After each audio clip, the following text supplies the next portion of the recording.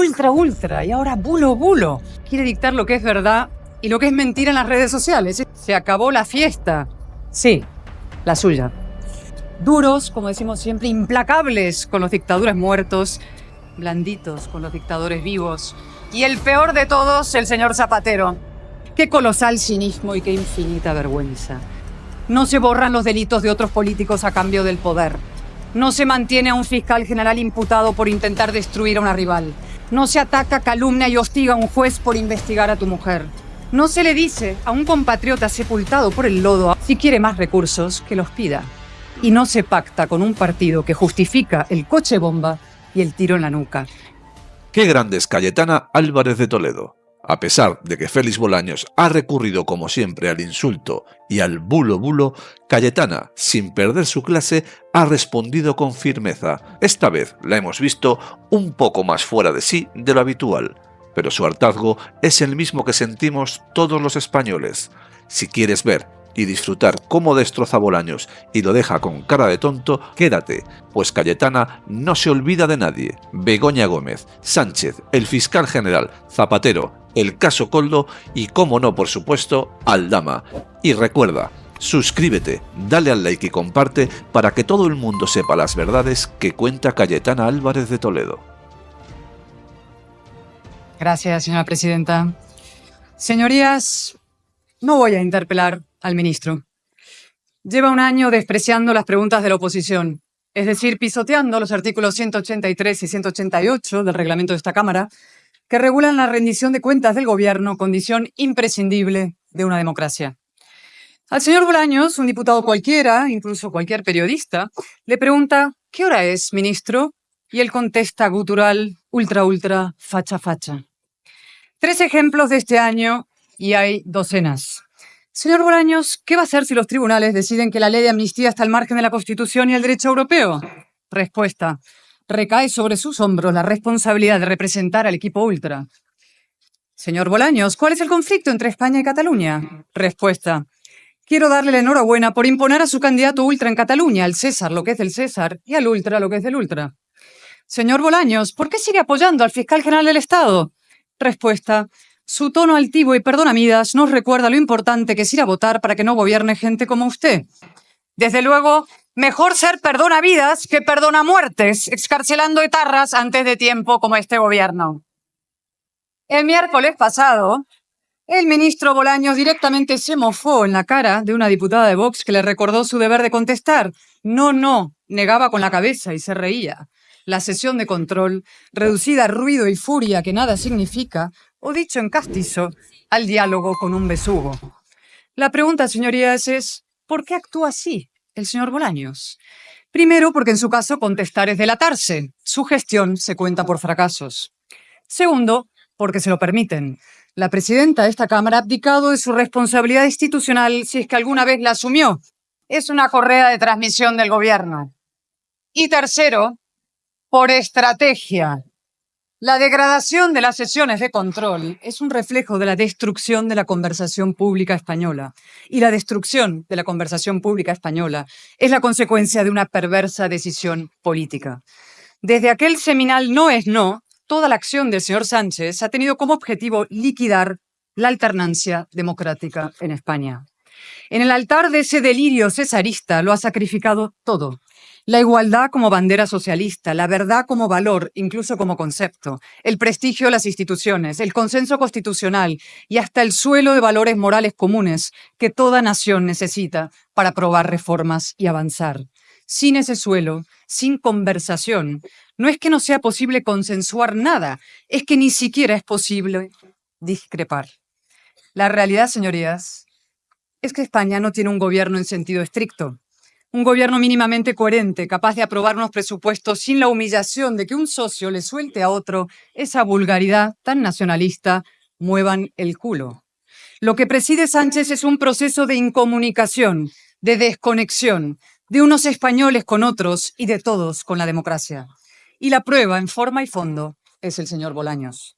Ha pasado un año de su nombramiento como ministro de Presidencia, Justicia y Relaciones con las Cortes y estamos en el último pleno de 2024. Es buen momento para hacer balance.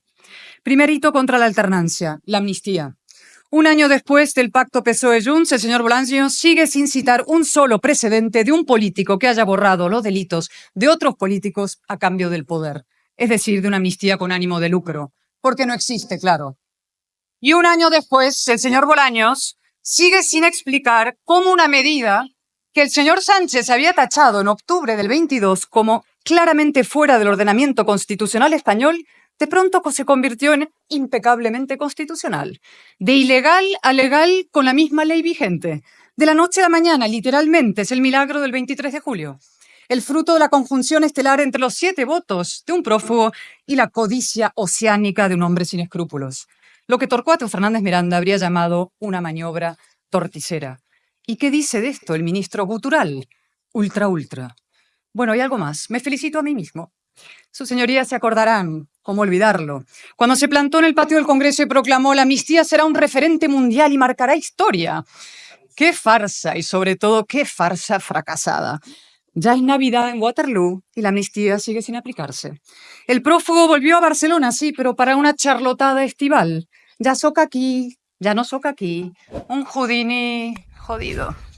Sí, señorías, creíamos que los señores Bolaños y Boye, un presunto ministro de Justicia y un secuestrador condenado, habían redactado la ley de amnistía a 4 manos, pero resulta que la redactaron a 4 pies. No cubre la malversación y, por tanto, tampoco a Puigdemont. Así lo ha dicho el Supremo en 2 resoluciones contundentes. Así lo avalará, con toda probabilidad, la Sala de Apelaciones. Y, ojo, así lo confirmará también, yo estoy democráticamente convencida, el Tribunal Constitucional. Porque el Estado de Derecho español existe y funciona, ya se lo dijimos, pierdan toda esperanza. Y porque el señor conde Pupido no querrá retirarse con el baldón de Boye y Bolaños en su toga. Su chapuza, salvarle a él. Segundo hito, la colonización de las instituciones, en particular de la Fiscalía General del Estado, hoy a las órdenes de un imputado. Se dice pronto. ¿Y sobre esto qué responde normalmente el señor Bolaños? Que el fiscal general está investigado por decir la verdad. Ajá. O sea que el Supremo prevarica. Y luego añade gutural, facha, delincuente confeso. El señor Bolaños olvida que existe algo llamado presunción de inocencia, que si llama delincuente al novio de Ayuso, tendrá que llamar delincuentes a la mujer del presidente, al hermano del presidente, a la mano derecha del presidente y al propio fiscal general. Y también que él puede salir mal parado. Y es que, como ya le advertimos, todo se sabrá. De hecho, ya sabemos bastante. Sabemos que el fiscal general ordenó que se le remitan datos reservados de un particular a su cuenta personal de Google, algo estrictamente prohibido, por lo que ya debería ser inhabilitado. Sabemos que esos datos se filtraron con el objetivo de destruir a una rival del gobierno, un delito propio de un régimen totalitario. Y sabemos también que la Guardia Civil está analizando el contenido del móvil del fiscal general del 8 al 11 de marzo de 2024. Días trepidantes, días interesantes. Coinciden exactamente con la aprobación de la amnistía y con las primeras decisiones judiciales sobre la presunta corrupción del entorno íntimo y político de Sánchez. A ver si al señor Bolaños se le ocurrió maniobrar con el fiscal general para favorecer a unos o perjudicar a otros. En tal caso, no saldría mal parado, sino mal sentado en el banquillo, lo que quiso evitarse Lobato. Tercer hito, el ataque a los contrapesos democráticos. No voy a detenerme en el olímpico desprecio del ministro del Parlamento, el veto sistemático a las iniciativas del PP, el impúdico abuso del decreto ley, el desaire al Senado, su demonización gutural de la discrepancia, ultra. Que el señor Bolaños sea ministro de Relaciones con las Cortes es un sarcasmo. Tampoco ahondaré en sus ataques al pluralismo informativo y la libertad de prensa. En septiembre presentó un portentoso plan de acción por la democracia entre cuyos objetivos no solo figura, oigan bien, mejorar la rendición de cuentas y la calidad de la conversación pública, sino también asegurar el pluralismo y la independencia de los medios de comunicación públicos. Un mes después, colocó a su jefa de prensa como consejera de Radio Televisión Española. Donde sí voy a detenerme es en su particular relación con la justicia. ¿Recuerdan cuando el señor Bolaños se comprometía a defender a los jueces de los ataques de sus socios? Cuando clamaba, y cito lateralmente, me parece intolerable cualquier acusación o señalamiento, venga de donde venga. Cuando se justificó, cabizbajo ante el Supremo, yo no estaba en el Congreso el día en que Nogueras os llamó indecentes desde la tribuna, no volverá a ocurrir. 6 meses después, los ataques los lidera él. La hipocresía es la marca de la Casa Socialista. En realidad, el mayor bulo que circula en España es que el señor Bolaños haya sido alguna vez ministro de Justicia. Aceptó incluir la acusación de Lofer en el pacto con Puigdemont para la investidura. En verano se lanzó por el juez Peinado con nombre y apellidos y groseras acusaciones y todo el coro ministerial detrás, hasta que los tribunales lo dejaron en evidencia. Y ahora está a punto, pero a punto, de acusar al Supremo de prevaricación. A ver si hoy lo hace abiertamente, a ver si se atreve, como sus socios, como sus colegas de bancada, como su jefe. La frase del señor Sánchez sobre las cartas marcadas, es decir, su acusación a la justicia de actuar en connivencia delictiva con el PP, es un salto cualitativo en la deriva antidemocrática del gobierno. Evoca las leyes de transitoriedad jurídica aprobadas por Puigdemont en septiembre del 17. Responde al mismo estímulo populista y autoritario. No es solo que el gobierno necesite someter a la justicia. Evidentemente, la supervivencia de Sánchez depende de la impunidad de sus socios, de su mujer, de su entorno, de la suya. Es que ahora encima cree que le conviene. Sánchez busca enfrentar al pueblo con los jueces. Busca enfrentar a la democracia con la ley. Como si pudiera haber democracia sin ley, como si el Estado de Derecho pudiera someterse a plebiscito. Y no, señorías, la democracia no se vota.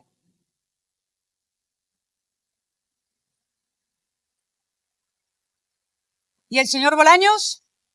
Nada, se ha quedado sin coartada. Años deslegitimando al Consejo General del Poder Judicial, insultando a sus miembros, diciendo que son peones del PP porque denuncian los ataques del gobierno. A ver cómo explica ahora el comunicado de la magistrada Perelló. ¿Dirá que los jueces no han completado la transición? Esa última genialidad salida de Moncloa la llamará gutural ultra. Cuarto y último hito, Franco. Ahora sí el ministro por fin puede gritar facha, facha, solo que ante su gutural espejo. ¿Qué sería de este gobierno sin los ultras? Sin Bildu, sin Puigdemont, sin Junqueras, sin Franco. ¿Qué sería de él sin la polarización? Como son incapaces de gobernar por adhesión, intentan gobernar por odio. Levantan muros entre españoles, juegan al divide y vencerás y reescriben la historia. Franco no fue derrotado por una izquierda heroica y valiente, sino por una vulgar flebitis, y murió en la cama.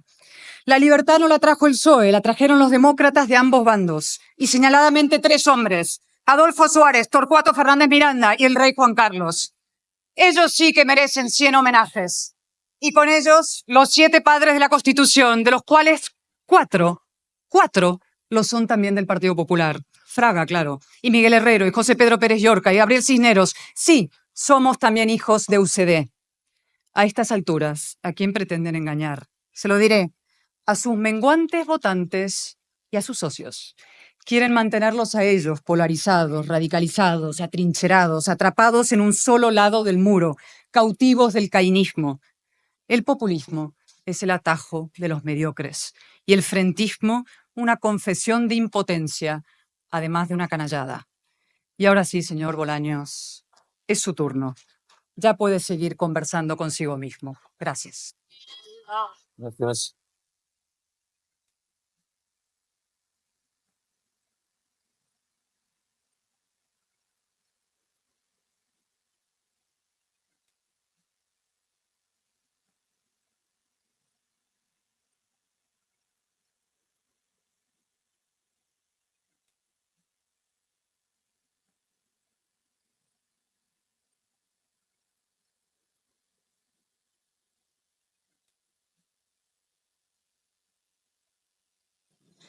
A continuación tiene la palabra en nombre del Gobierno el señor Ministro de la Presidencia, Justicia y Relaciones con las Cortes.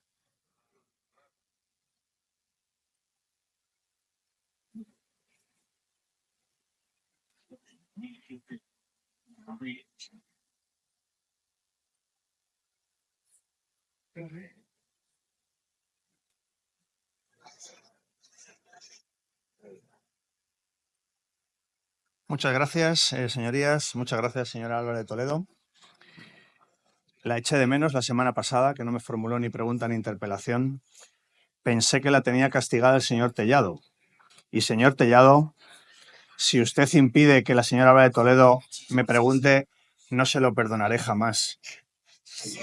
Parafraseando a la propia Álvarez de Toledo. Mire, estoy encantado de que tengamos una interpelación y un debate usted y yo, señor Álvarez de Toledo. Me gustaría que algún día tuviéramos un debate en el que no leyera usted todo, de principio a fin, que fuera un debate sin papeles donde podamos confrontar ideas, confrontar modelos y no venga usted a leernos un discurso que podrá haber preparado usted o cualquiera de sus colaboradores. Pero en todo caso, encantado de haber tenido este debate. Quiero empezar poniendo en contexto, porque me parece importante, quién es Álvarez de Toledo. Creo que el diario de sesiones debe reflejarse y quiero que los ciudadanos también lo conozcan. Miren, usted es, y se lo he dicho alguna vez y hoy se lo voy a volver a repetir, usted es el rostro del bulo, historia viva del bulo. Desde el año 2004, después del atentado del 11 de marzo, hasta el año 2006, usted colaboraba con un periódico de difusión nacional, donde escribió usted 146 artículos propagando el peor bulo y el más doloroso de todos los que ha sufrido la democracia española, que es el bulo del 11M.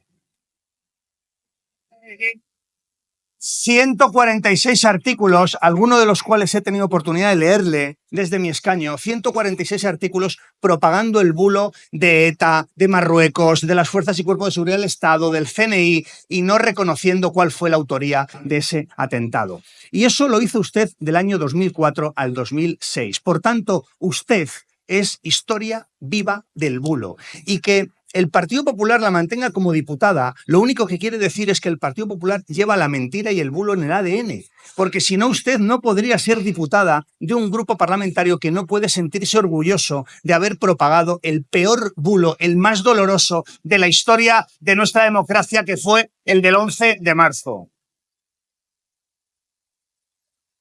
Se ve que usted, del año 2004 al 2006, propagó el bulo con eficacia. Porque ¿qué hizo en 2006 el Partido Popular? Ficharla a usted como jefa de gabinete del secretario general del Partido Popular. Es decir, primero propagó el bulo y luego se encargó desde el Partido Popular a generar el bulo. Y eso lo que hizo usted fue desde el año 2006 al año 2008 como jefa de gabinete del secretario general del Partido Popular. Insisto, propaga el bulo desde las páginas de un periódico nacional y luego genera el bulo y se intenta beneficiar del bulo y de la mentira, la peor mentira de la democracia española desde el año 6 al 8, desde Génova 13, sede nacional del bulo en nuestro país. Y usted, el rostro del bulo en la sala de máquinas de la mentira y del bulo.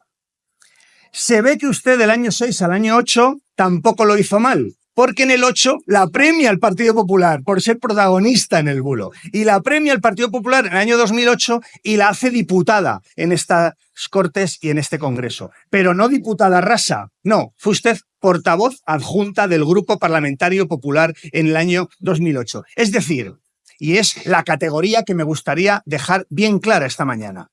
Una persona que propaga el bulo, que miente en el momento más doloroso para nuestro país de la democracia, el Partido Popular la ficha para la sala de máquinas en Génova 13 y después la hace portavoz adjunto en el Partido Popular y en el Grupo Parlamentario Popular. Es decir, solo se explica su promoción cuando el Partido Popular es el beneficiario y el protector del peor bulo en la historia de nuestra democracia, que fue el del 11 de marzo de 2004, que usted propagó mezclando a ETA, a Marruecos, al Partido Socialista, al CNI, a la Policía Nacional y a la Guardia Civil con ese atentado terrorista yihadista.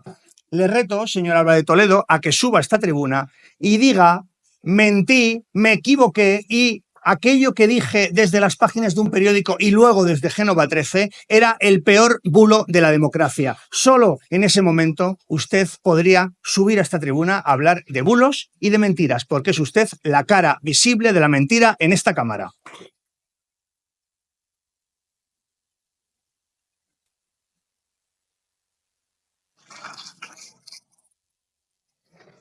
Entro a algunas de las cuestiones que usted ha planteado. Ha dicho, como lo dice usted, que estamos poniendo en cuestión el derecho a discrepar. No hay más que escucharla a usted para saber que el derecho a discrepar, que la libertad de expresión en nuestro país está en un serio riesgo. No hay más que verla a usted en cualquiera de sus intervenciones tan engoladas, como hace usted las intervenciones tan absolutamente engoladas.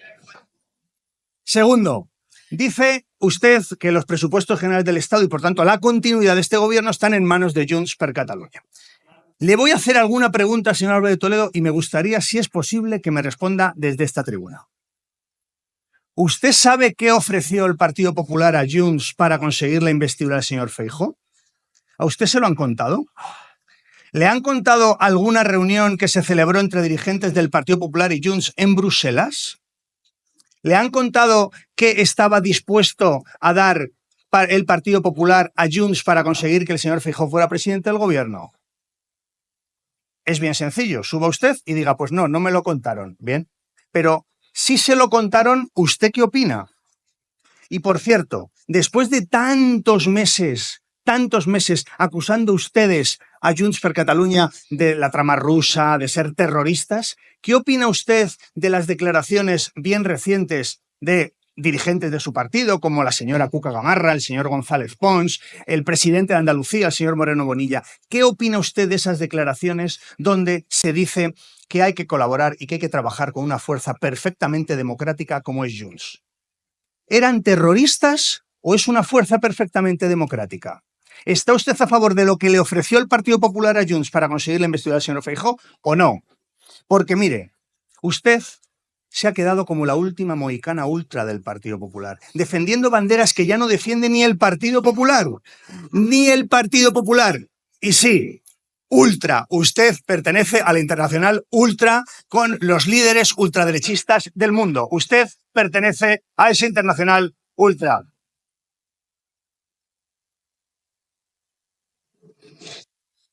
Habla usted de Cataluña y le tengo que reconocer que usted tiene mucha autoridad para hablar de Cataluña. Tuvo usted el peor resultado del Partido Popular en la historia cuando usted encabezó la candidatura del Partido Popular en Cataluña. El peor de la historia.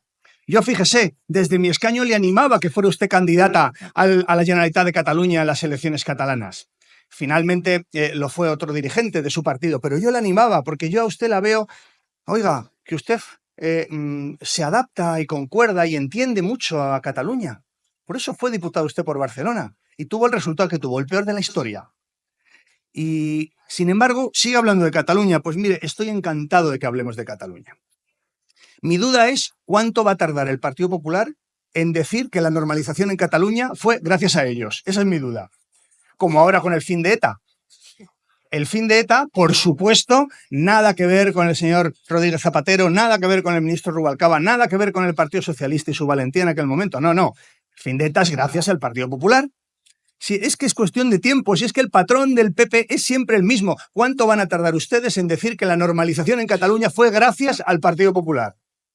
Si lo van a decir, pues adelántelo, dígalo usted en esta tribuna. Gracias a mí se ha normalizado en Cataluña, que yo entiendo mucho al pueblo de Cataluña. Si es que usted ha sido diputada por Cataluña, honor que yo no he tenido nunca en mi vida. Fíjese, que hablemos de Cataluña. ¿Sabe usted que el presidente de la Generalitat de Cataluña en este momento es un socialista constitucionalista como Salvador Illa? ¿Me puede usted también desde la tribuna en su turno de réplica explicar en qué quedó aquello de que íbamos a hacer a Puigdemont presidente con los votos del PSC? ¿Cómo está esa historia, señor Álvarez de Toledo? Otra mentira más, una más, la enésima, por orden alfabético en el listín telefónico de las mentiras del Partido Popular. ¿Cómo está ese asunto? ¿No iba el PSC a apoyar al señor Puigdemont como presidente? ¿Nos lo puede usted explicar? También agradeceré sus disculpas, porque esa mentira la repitió usted con bastante frecuencia. Bueno, pues la realidad es que hoy en Cataluña hay normalización política, social e institucional, que hoy las fuerzas políticas catalanas hacen política dentro de la ley y dentro de la Constitución. Y eso es consecuencia de una política valiente, inteligente, con mucha altura de miras de este gobierno. Y es también consecuencia de la Ley Orgánica de Amnistía para la Normalización Política, Social e Institucional de Cataluña. Una ley que harán suya y que dirán que fue gracias a ustedes que consiguieron la normalización en Cataluña. Y luego usted siempre, Europa lo parará. En concreto, ¿qué órgano de Europa? ¿La Comisión de Venecia, señor Álvarez de Toledo?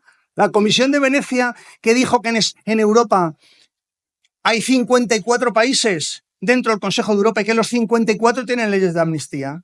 La Comisión de Venecia que dijo que hay 12 de esos países que no tienen previsión constitucional, como España, y que también tienen leyes de amnistía. La Comisión de Venecia que dijo que la amnistía tenía una finalidad lícita y que por tanto no afectaba al principio de igualdad. O la Comisión de Venecia que dijo que no se afectaba a la separación de poderes porque los jueces y magistrados tenían la última palabra para aplicar la ley de amnistía. Pues, señor Álvarez de Toledo, usted me dirá qué órgano europeo va a parar, como lo diría usted, parará, la Comisión Europea lo parará. Pues dígame qué órgano. Si no es la Comisión de Venecia, ¿cuál va a ser en su opinión? ¿El jurado de Eurovisión? ¿Me puede usted decir en concreto qué órgano europeo va a parar la normalización de Cataluña? Que heredamos una situación en 2018 en Cataluña que era lamentable. Le voy a decir por qué. Por la gestión incompetente del Partido Popular, entre otras causas. Entre otras causas. Y este gobierno, con inteligencia, con valentía, con ambición y con altura de miras, ha conseguido la normalización de Cataluña. Por tanto, señor Álvarez de Toledo, gracias por hablar de Cataluña desde esta tribuna. Los españoles saben muy bien quién fue incapaz de gestionar e incendió Cataluña y quiénes hemos sido capaces. Y luego, como es natural, pues defiende usted, me ha llamado la atención, por eso lo recalco, defiende usted a la pareja de la señora Ayuso con el argumento de la presunción de inocencia. Oiga, aplique usted la presunción de inocencia a otras personas que están siendo investigadas, ¿o no? ¿O no? Porque yo aplico y respeto la presunción de inocencia en todo caso, pero le voy a decir una diferencia entre la pareja de la señora Ayuso y otras personas que están siendo investigadas. La diferencia es que la pareja de la señora Ayuso ha reconocido haber cometido 2 delitos y en las otras personas no hay nada de nada. Esa es una diferencia bastante sustancial, señor Álvarez de Toledo, bastante sustancial. Señoría debe ir finalizando, por favor. Sí, para alegría de la señora Álvarez de Toledo, termino ya. Gracias por su interpelación. Le ruego al señor Tellado que me pregunte con mayor frecuencia. Señor Álvarez de Toledo, cada vez que usted abre la boca, se demuestra que el Partido Popular lleva la mentira y el bulo en el ADN, porque si no usted no podría ser ni diputada en esta Cámara. Gracias. Gracias.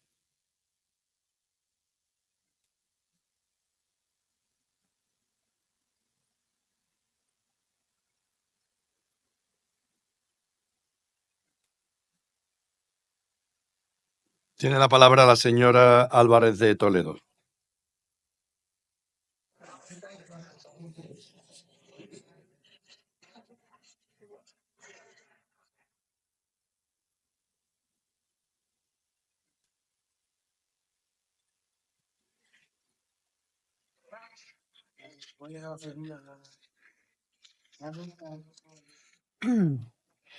El señor Bolaños ha salido hoy por bulerías. Eso sí, un poco fuera de compás. Sigue con sus soliloquios guturales. Ultra, y ahora bulo. Él. El bulócrata reincidente que se camufla de regenerador. Ahora también quiere dictar lo que es verdad y lo que es mentira en las redes sociales. Esto es de ayer. Anunció una ley para obligar a usuarios relevantes a rectificar informaciones falsas. Otro de sus empeños liberticidas condenados al fracaso. Pero cualquiera, claro, se pregunta, vamos a ver si la va a aplicar también a los miembros del gobierno. Y sobre todo, ¿qué tweets van a rectificar el PSOE y el propio señor Bolaños? Vamos a ver, el tuit del señor Bolaños diciendo que el señor Puigdemont representa la etapa más negra, oscura de Cataluña. El del señor Sánchez comprometiéndose a detenerlo. Los tuits diciendo que la amnistía es absolutamente inconstitucional. Esos son pre-23 de julio, claro.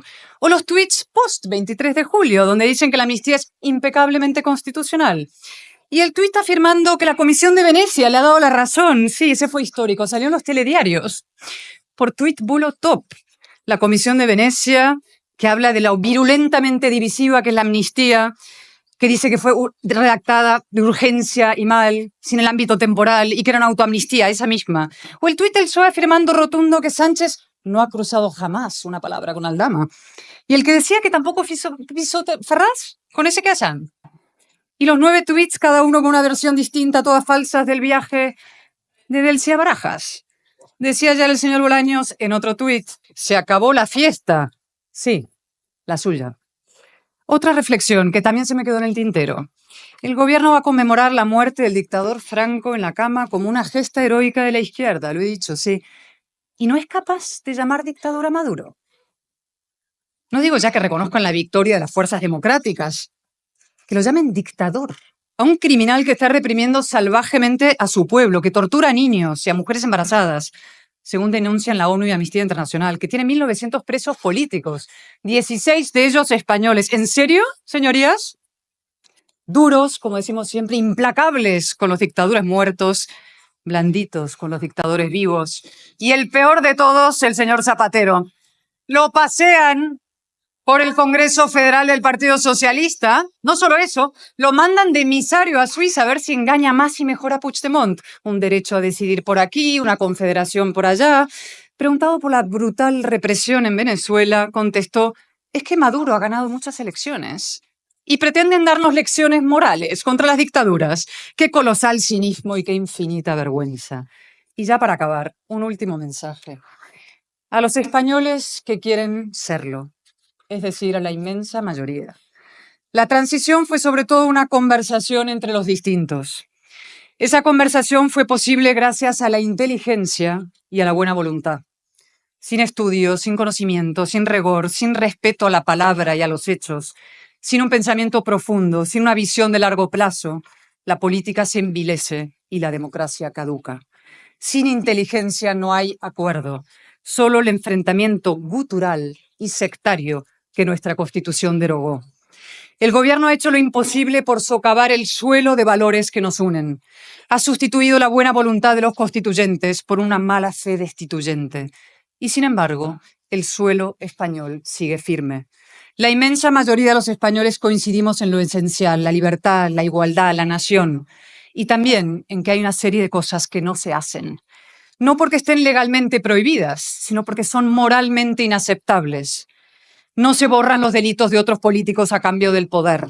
No se mantiene a un fiscal general imputado por intentar destruir a una rival.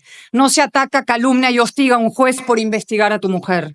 No se le dice a un compatriota sepultado por el lodo, a otro español, si quiere más recursos, que los pida.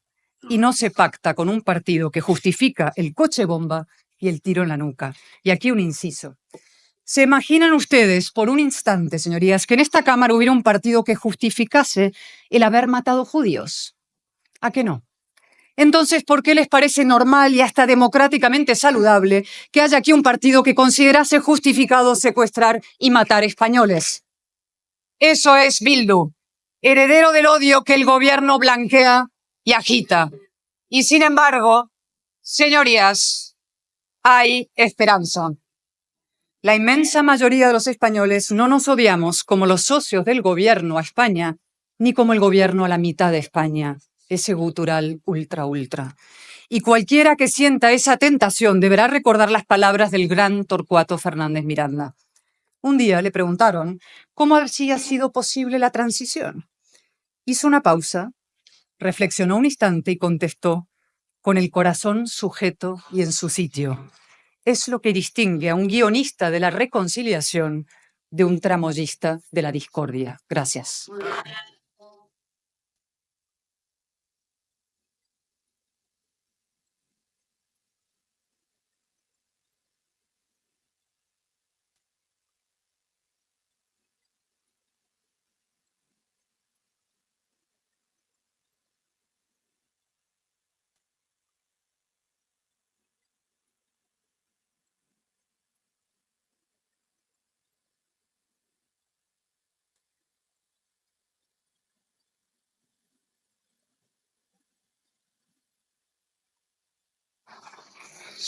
Tiene la palabra para concluir el debate el señor ministro de la Presidencia, Relaciones con las Cortes y Justicia.